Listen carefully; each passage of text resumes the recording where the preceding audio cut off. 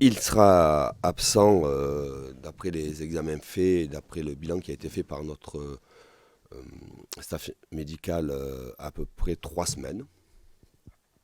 C'est un fait. Est-ce qu'il a trop joué? Est-ce que c'est évitable? On est dans une saison singulière. Il y a eu une Coupe du Monde en plein milieu.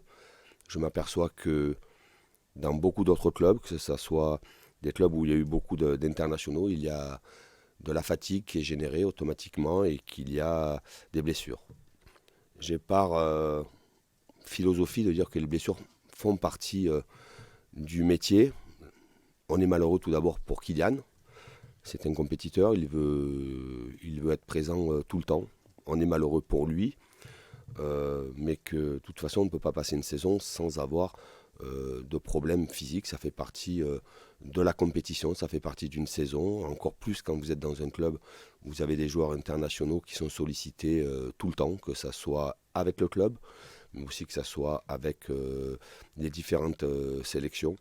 Est-ce que c'était évitable? Je pense que nous avons pris beaucoup de précautions pour le retour de Kylian. Évidemment que comme je le dis souvent, je vous lis, je vous écoute, je vous regarde.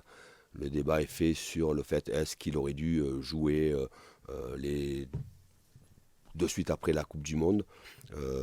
Derrière ces deux matchs, suite à la Coupe du Monde, il a eu 12 jours, 13 jours de récupération. Il est revenu progressivement sur des matchs qui n'étaient pas, où il n'y avait pas une énorme intensité pour retrouver à la fois du rythme et ses repères avec l'équipe. Il est arrivé cette blessure sur un contact qui a engendré finalement un mauvais appui et une lésion musculaire.